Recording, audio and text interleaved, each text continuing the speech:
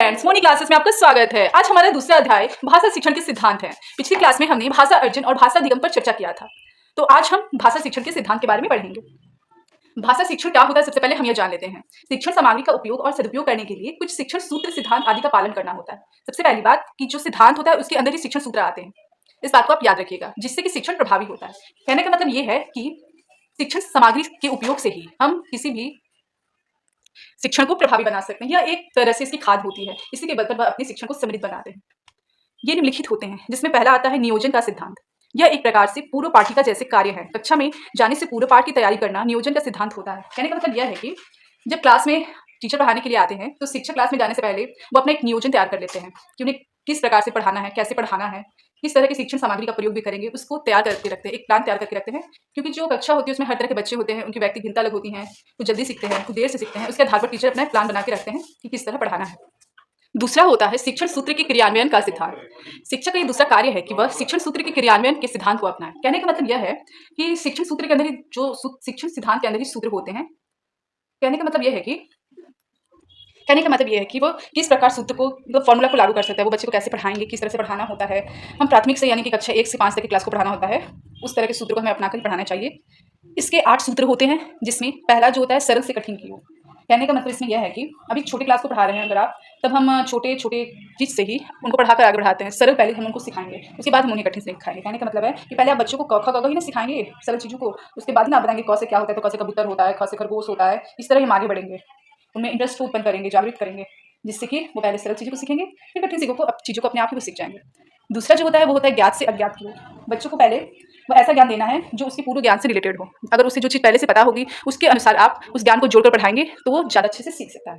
तीसरा पॉइंट जो है वो है मूर्त से अमूर्त की ओर। कहने का तात्पर्य है कि मूर्त का क्या होता है। मूर्त का होता है जो हम देख सकते हैं, और अमूर्त का क्या होता है, तो अमूर्त का होता है जिसे हम नहीं देख सकते हैं। तो पहले बच्चे को वो चीज़ हम पढ़ाएंगे जो बच्चे को दिखे, स्थायी हो, ठोस हो, उसका ज्ञान हम देंगे। फिर जाके हम उनको अमूर्त चीज़ जो उसे उन्हें नहीं दिखाई देता है उसके बारे में बताएंगे, वो उसके बारे में कल्पना करेंगे, सीखेंगे।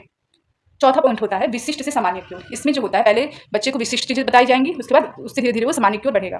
एग्जाम्पल के तौर पर अगर आप बच्चों को संख्या पढ़ा रहे हैं तो पहले आप उसको उदाहरण से बताएंगे, उनके सामने जो चीज़ें हैं उससे उदाहरण देंगे, उस उदाहरण से आगे आगे बढ़ते बढ़ते आप उनको नियम की ओर लेकर जाएंगे, तो ये विशिष्ट से सामान्य की ओर हो जाएगा।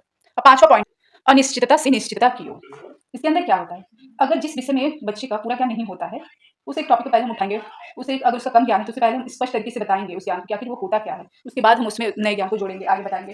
नहीं तो अगर बच्चा को पता ही नहीं होगा, पहले जिस चीज़ में उसे पता ही नहीं है उसे आप बताने लगे और आप आगे के उसे बताने लगे तो वो अच्छे से नहीं सीख पाएगा, उसे समझ में नहीं आएगा। 6 नंबर जो होता है पूर्ण से अंश की ओर। इसका कहने का मतलब है पूर्ण से अंश की ओर। ये जो सिद्धांत है इसे गेस्टल्ट सिद्धांत कहा जाता है। इनके जो जनक हैं वे मेलबेन दिगंबर माने जाते हैं। इस सिद्धांत में ये होता है कि इसमें ना जो चैप्टर आपको पहले से, इसमें चैप्टर को पहले से आपको सारांश से बताना होता है, बच्चों को समझाना होता है, फिर उसके छोटे छोटे पार्ट को आपको उसमें बताना होता है। फॉर एग्जाम्पल हम एक कहानी बताते हैं तो बच्चों को उसको अच्छे से पढ़ा के सारांश पहले उसे बता देंगे, फिर उसके छोटे छोटे बिंदु को हम उन्हें बताएंगे। सातवां होता है आगमन से निगमन की ओर। आगमन होता क्या है, आगमन का अर्थ ही होता है इसमें बच्चों को हम उदाहरण से नियम की ओर ले जाते हैं। पहले उदाहरण देंगे, उसके बाद उनके नियम खोजेंगे, इसकी ओर तथ्यों की ओर आगे बढ़ते हैं। आठवां होता है और निगमन क्या होता है, पहले हम ये भी जान लें फिर हम आठवें पॉइंट में जाते हैं। निगमन में जो होता है इसमें जो होता है नियमों से उदाहरण की ओर जाते हैं। फॉर एग्जाम्पल हम ले लेते हैं, इसमें नियम दिया रहता है जैसे कि a+b का होल स्क्वायर हो गया, उसमें a² + 2ab + b स्क्वायर, ये नियम पहले से है। अब उसके अकॉर्डिंग उसमें आप नंबर पुट करके आगे आंसर निकालते हैं। ये हो जाता है निगमन विधि। फिर आता है विश्लेषण से संश्लेषण की। विश्लेषण किसी भी विषय को अगर हम टुकड़े टुकड़े में बांट कर पढ़ाते हैं तो वो विश्लेषण होता है। और संश्लेषण जो होता है किसी भी हम अगर टुकड़े को आपस में धीरे धीरे जोड़कर कनेक्ट करके सिखाते हैं तो संश्लेषण होता है।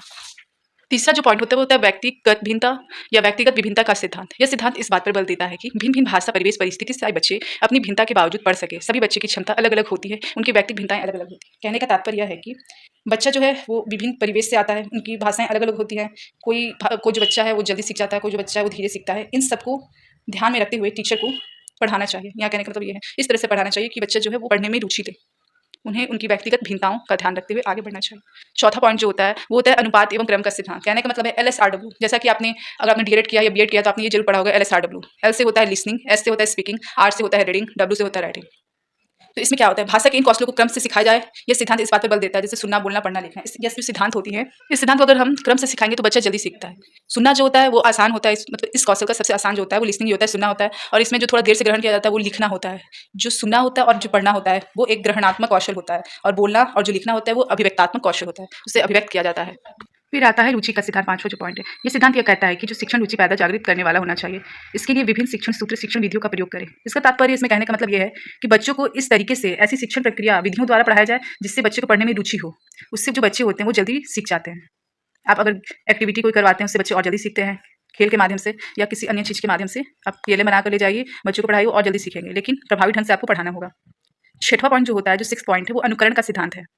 बच्चे अपने से बड़ों का अच्छे उनके जो साथी होते हैं, उनके जो आदर्श होते हैं, या अपने अच्छे जो साथियों की क्रियाकलाप का अनुकरण करते हैं। इस बात को ध्यान में रखते हुए शिक्षक का अपना उच्चारण साफ और शुद्ध हो। इसके कहने का मतलब है कि जो बच्चे होते हैं, जो देखते हैं उन्हें वो अनुकरण करने लगते हैं, सीखने लगते हैं। अगर उन्हें वो चीज़ प्रभावी लगे, वो अपने दोस्तों से भी सीखते हैं, अपने आइडल अगर किसी को मानते हैं तो उनसे सीखते हैं, उनका अनुकरण करने लगते हैं। तो टीचर को अपनी जो भाषा है वो साफ रखनी होती है, शुद्ध रखनी होती है और स्पष्ट रखनी होती है।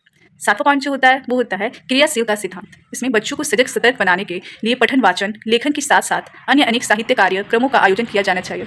इसमें कहने का तात्पर्य ये है कि जो बच्चे होते हैं उनको पठन, लेखन ये सब तो करवाना ही चाहिए सतर्कता से। साथ ही साथ उन्हें क्रियाशील बनाने के लिए स्कूल में कुछ ऐसी एक्टिविटी या किसी कार्यक्रम का आयोजन करना चाहिए जिससे बच्चा क्रियाशील रहे। कुछ साहित्यिक कार्यक्रम हो गए, श्रुति लेखन हो गए, इस टाइप के बहुत से जो कार्यक्रम होते हैं उनका आयोजन करना चाहिए जिससे बच्चे क्रियाशील रहेंगे, उनमें इंटरेस्ट होगा पढ़ने के, आगे बढ़ेंगे वो। 8वां पॉइंट जो है वो है परिपावकता का सिद्धांत। इसमें जो होता है शिक्षक अपने कार्य में परिपक्व हो, इसके वाचिक अवयव हो, वह सही बोले, स्पष्ट बोले, प्रभावशाली बोले। इसमें भी सेम कहने का तात्पर्य यही है कि जो टीचर होते हैं उन्हें पहले स्वयं ही सही से सही ज्ञान होना चाहिए। वो जो बोले वो कुछ इस प्रकार से बोले कि वो प्रभावी हो, गलत ना बोले। जो 9वां पॉइंट है वो है सहानुभूति का सिद्धांत। शिक्षक का व्यवहार सहानुभूति, प्रेम भरा होना चाहिए। कहने का तात्पर्य है कि वो बच्चों से उनका जो व्यवहार हो वो इस प्रकार होना चाहिए कि बच्चे अगर कुछ पूछना चाहते हैं तो बेझिझक पूछ सके, ना ज़्यादा कठोर होना चाहिए और ना ज़्यादा ऐसा भी नहीं होना चाहिए कि बच्चे बात ही ना सुने। तो जो टीचर को जो इसमें कहा जा रहा है, इसमें जो शिक्षक का व्यवहार ऐसा होना चाहिए जो सहानुभूति हो, प्रेम भरा होना चाहिए। 10वां पॉइंट जो है वो पुनर्बलन का सिद्धांत है। जिस कौशलों में बच्चा अधूरा, कमजोर है, उस कौशल का अभ्यास करवाया जाए, उस पर पुनर्बलन दिया जाए जिससे उस कार्य में बच्चे का जो हो सुधार हो और रुचि भी आए पढ़ने में। इस तरह से उनकी इस सिद्धांत को दर्शाया गया है, पुनर्बलन का सिद्धांत। दोस्तों, जो भाषा शिक्षण का जो सिद्धांत है, ऐसा नहीं है कि केवल 10 ही होता है, ये और भी ज़्यादा होता है, लेकिन हमने जो बताया ये 10 ही बताया है। इसमें जो प्रभावी ढंग से होते हैं और जो एग्जाम में पूछे जाते हैं। आइए अब इससे रिलेटेड हम कुछ क्वेश्चंस देख लेते हैं।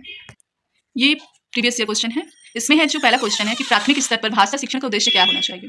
पहला है कुशल वक्ता बनाना, दूसरा साहित्य की विधाओं से परिचित कराना, तीसरा हिंदी के विविध रूपों से परिचित कराना, फिर चौथा कुशल लेखक बनना। सबसे पहली बात, इसमें जो बच्चा है वो प्राथमिक स्तर पर है, तो उसमें बच्चा जो है बोलना और लिखना भी इसमें अच्छे से सीखता है, उन कौशलों को सीखता है। तो इसमें पहला ऑप्शन और चौथा ऑप्शन तो गलत हो जाएगा, क्योंकि इसमें कुशल का बात हो रहा है। कुशल वक्ता बनाना, कुशल लेखक बनाना, ये प्राथमिक स्तर पर नहीं होता है। और जो दूसरा दिया साहित्य की विधाओं से परिचित कराना, तो ये जो होता है ये प्राथमिक स्तर पर ये भी नहीं होता है। ये बच्चे जब आगे बड़े क्लासों में जाते हैं तब ये चीज़ उनका स्ट्रॉन्ग होता है, परिचित होते हैं, मजबूत होता है। और जो यहाँ तीसरा पॉइंट दिया हुआ है, तीसरा जो इसमें है वो हिंदी के विविध रूपों से परिचित कराना। प्राथमिक स्तर पर इसका आंसर यही होगा, हिंदी के विविध रूपों से ही परिचित कराना। यहाँ दूसरा क्वेश्चन जो है, भाषा का प्रमुख प्रकार क्या है। पहला भाषण देना, दूसरा प्रतिवेदन लेखन, तीसरा संप्रेषण करना और चौथा लेखन दक्षता। इसमें ये जो चारों पॉइंट है ये चारों सही है, लेकिन यहाँ पे जो प्रभावी होता है वही सही होता है इस क्वेश्चन में। तो इसमें जो है संप्रेषण करना ही सही आंसर होगा, क्योंकि हमने पिछला जो टॉपिक था भाषा अर्जन और भाषा अधिगम, उसमें पढ़ा था कि भाषा जो होती है प्राथमिक रूप से मौखिक होती है, और यहाँ संप्रेषण करने से जो होते हैं वो अपने मतलब विचारों को अभिव्यक्त करते हैं, आदान प्रदान करते हैं। तो इसका आंसर संप्रेषण करना होगा। तीसरा क्वेश्चन है कि भाषा शिक्षण के सूत्र और सिद्धांत क्या है। इसमें पहला दिया है शिक्षण को सवार कर रखते हैं, दूसरा है शिक्षण को समृद्ध करते हैं,